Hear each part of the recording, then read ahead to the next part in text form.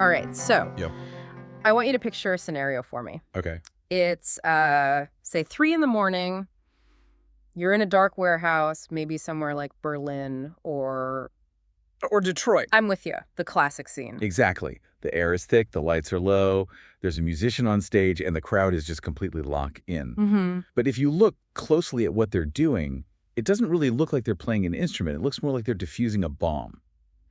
That is honestly not a bad comparison at all. The stakes feel about the same. Right. Yeah. There's this box in front of them, just a nest of multicolored cables, blinking lights, raw circuitry. Total mess. Yeah. And they aren't just triggering a track. They are effectively building and rewiring the instrument while the music is playing if they pull the wrong cable. Silence. Or, a screeching feedback loop that clears the dance floor in about 10 seconds flat. Exactly. So today we are unpacking Modular Techno. It is a real high-wire act. We're basing this deep dive on a fantastic column by a writer who goes by MMR. It's titled The World of Modular Techno from late 2025. It's a great piece. It is. We're going to figure out how this whole scene went from, the nerdy fringes of the 70s to dominating main stages at festivals and why it really changes the way we listen to music. It absolutely does. It shifts the dynamic from just hearing a song to witnessing a collapse or maybe a creation. It's all about the danger of the performance. Okay, so let's start with the definition, because techno is a broad church. The source material defines modular techno as a fusion. But a fusion of what, exactly? Well, at the simplest level, MMR defines it as the collision of two worlds. You have the sound design philosophy of modular synthesizers Right. and the rhythmic structure of techno. But I think the most important takeaway from the article is that modular techno isn't really a sound. It's a method. It's a method, precisely. The process matters more than the output. So in a standard DJ set, or even a traditional live electronic set, the tracks are usually finished. Polished, yeah. Mixed, saved on a drive. The safety net is always there. But in modular techno, the artist is standing in front of a case, a Eurorack case, filled with individual components.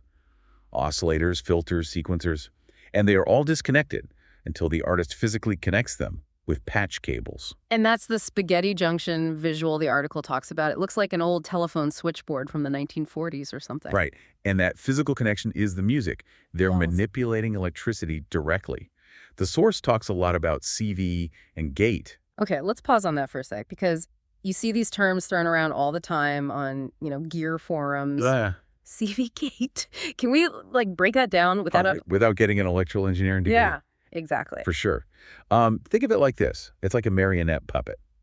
The gate is the signal that says, strike the note now. Just on, off. On, off. That's the Yeah. rhythm. See, that's control voltage. That's the signal that tells the module how to sound. Ah, okay. So, how high the pitch is, or... Exactly. How high is the pitch? How bright is the filter? How long is the decay? All of that stuff. So one cable tells it sing now, and another cable tells it sing this high. Perfect analogy. And in a modular rig, you have dozens, maybe hundreds of these signals firing all at once. The artist is rerouting them in real time. So unlike a laptop set where you just press the space bar and the song plays. Right. Here, if you stop patching, the music effectively dies. You have to constantly feed the machine. And the article mentions that for the audience, this creates a specific kind of tension. You aren't dancing to a hit song you already know from Spotify. No. You are watching sound being sculptured in the moment. Sculptured is the perfect word for it. And the source emphasizes that the listener is there for the uncertainty. It's the difference between watching a movie and watching, say, live improv theater. You feel the energy of the creation itself. But this futuristic, almost sci-fi way of making music, it's not actually new, is it? The article suggests the roots are surprisingly old. Oh, yeah. We have to rewind about 50 years. We're talking about the 1970s. This is the dawn of the synthesizer. So you have Robert Moog on the East Coast. Yeah, Don Buchla on the West Coast. And they introduced the very concept of the modular synth. Which was just synthesizer broken down into its component pieces. Basically, yeah. Before that, you had organs or piano's fixed architecture. Moog and Buchla said, here is an oscillator, here is an envelope, here is a filter. You figure out how they connect. So that gives us the modular part of the DNA. But that 70s stuff was mostly, experimental, ambient, weird noises. When does the techno part actually come in? For that, you jump to the 1980s, Detroit. Yeah.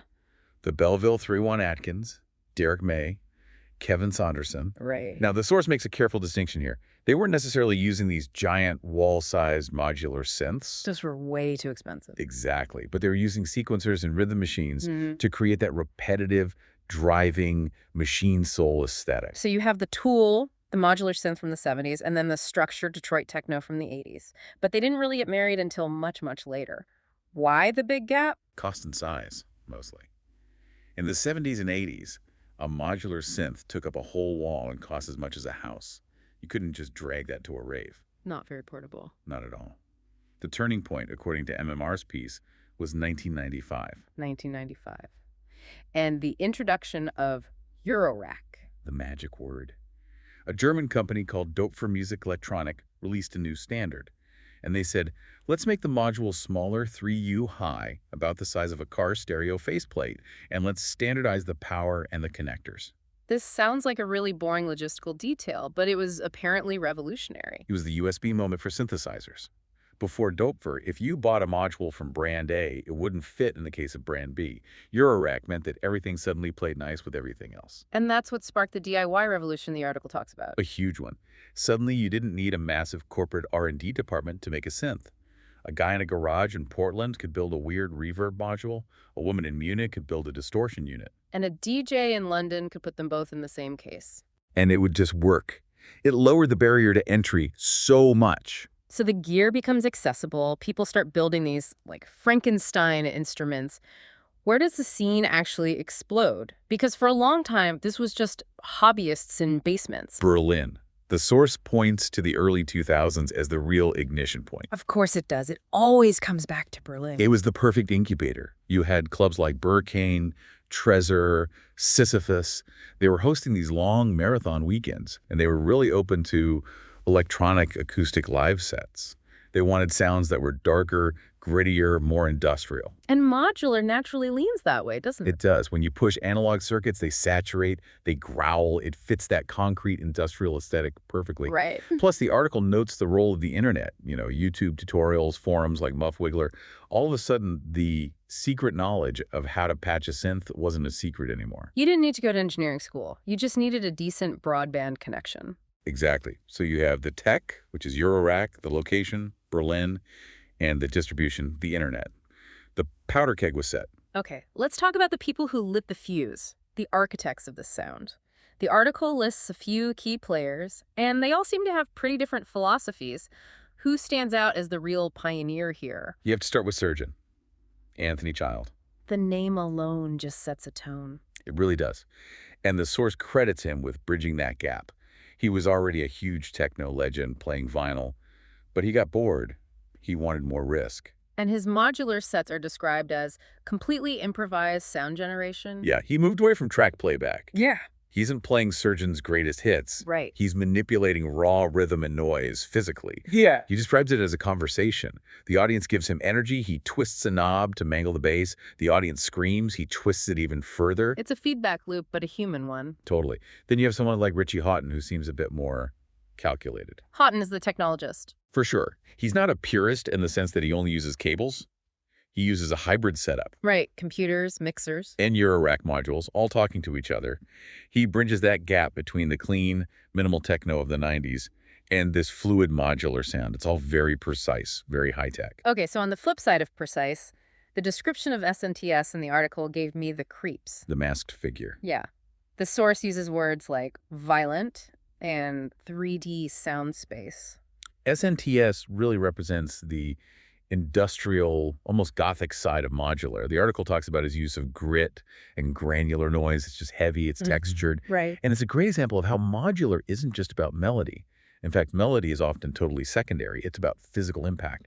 The sound feels like it has actual weight. And then there's Blauwan. The description of his percussion as raw, fleshy. That's a visceral image. It is, isn't it? Yeah. Blauwan uses modular distortion on his kick drum. So instead of a clean digital boom that you get from a standard drum machine, You get this tearing, organic sound. it sounds like a machine that's breathing or maybe dying. It's just full of these rich harmonics. And finally, A phase. He seems to be the scientist of the bunch. Phase modulation. Yeah, it's a really complex synthesis technique. He creates these shifting metallic timbres. His work is hypnotic. The source mentions he uses feedback loops to create something that feels repetitive. But if you listen closely, It's constantly morphing. It's very cerebral stuff. So we've got the pioneers, the goths, the scientists. I want to look under the hood now. We touched on CV Gate, but the article mentions a few other technical things that really define this genre, the biggest one being no presets. The golden rule. I'm trying to wrap my head around this. In 2025, everything has a save button. My toaster probably has a save button. Right. But a modular synth doesn't. It is a physical state.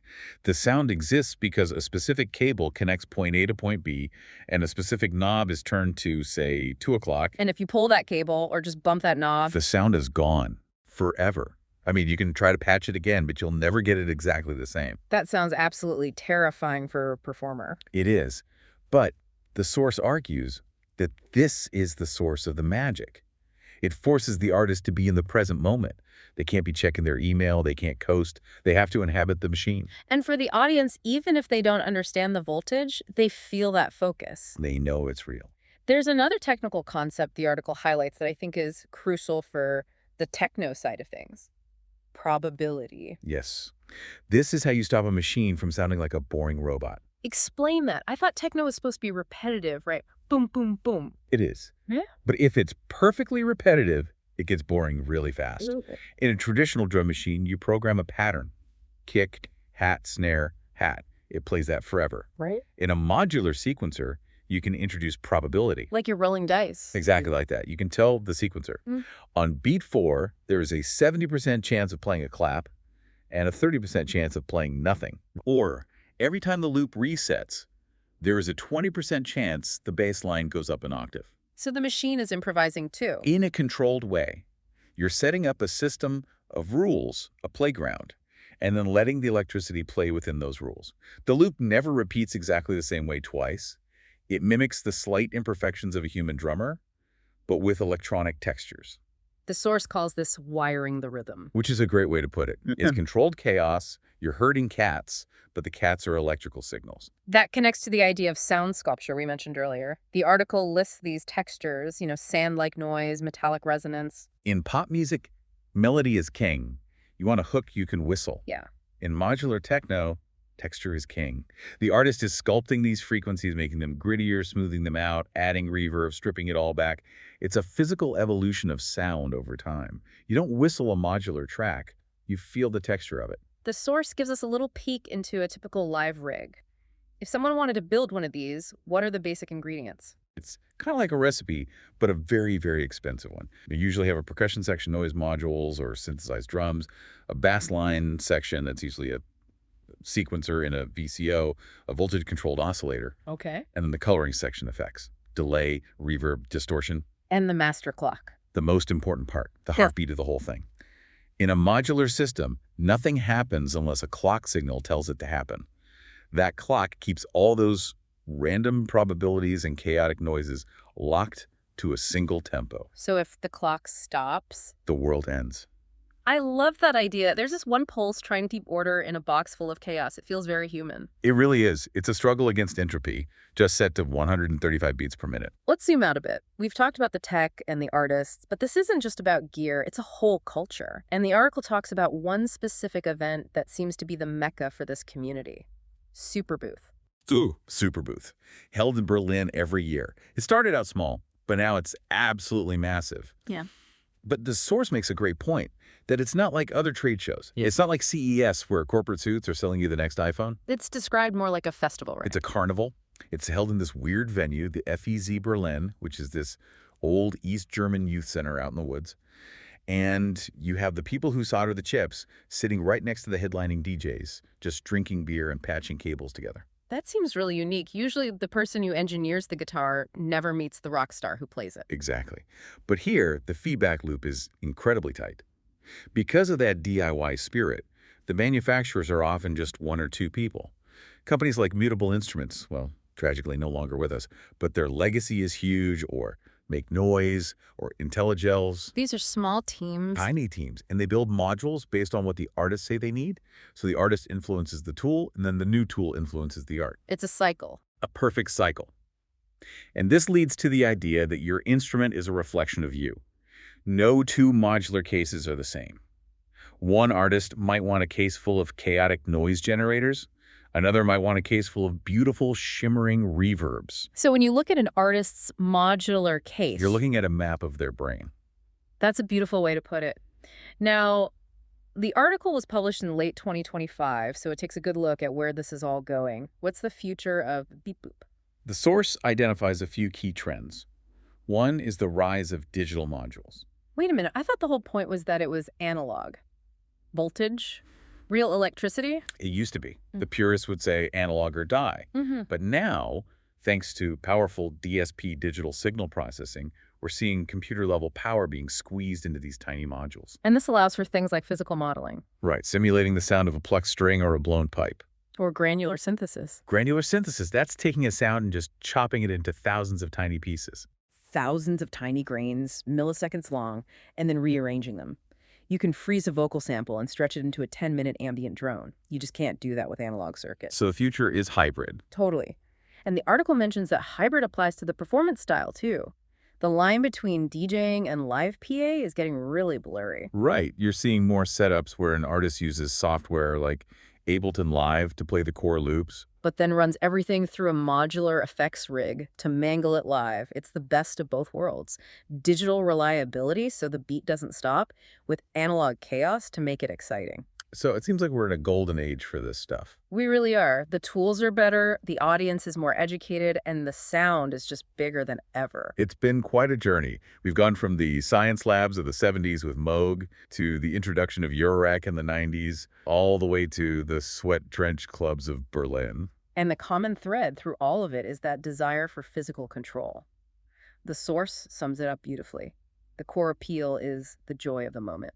That idea that the sound is born, manipulated, and then it just dies. It disappears. You can't rewind a live modular set and hear the exact same thing again. Yeah. It forces you to actually be present and listen. It forces you to be there. Yeah. In a world where everything is on demand, where we can stream any song in history instantly. We crave the thing that can't be repeated. And that's the big question I want to leave you with today. We spend so much time trying to perfect our digital lives, editing our photos, curating our playlists, saving our work to the cloud. So why are we so drawn to an art form that is designed to be unstable? Why do we find so much beauty in a machine that might just fail at any moment? Maybe because the glitch proves it's real. If it can break, it's alive. If it can break, it's alive. I like that. That's it for this deep dive into the wires. Thanks for listening. Keep patching.